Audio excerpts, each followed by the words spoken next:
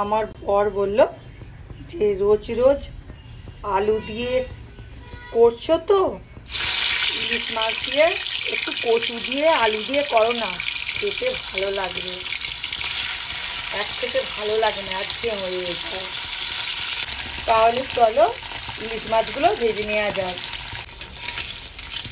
ইলিশ মাছগুলো ভাজা হয়ে গেছে, তুলে নিচ্ছি।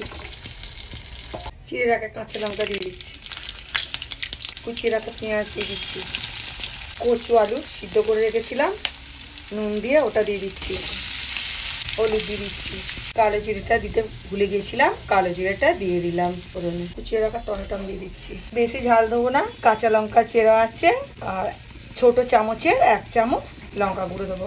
আমার এই রেসিপিটা ভালো লাগলে like, comment, share, follow, subscribe করবেন।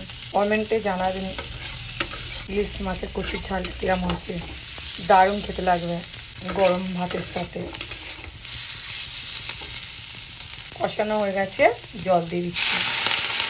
ঝোলটা ফুটে গেছে, মাছগুলো দিয়ে দিচ্ছি। হয়ে গেছে, নামিয়ে নিচ্ছি।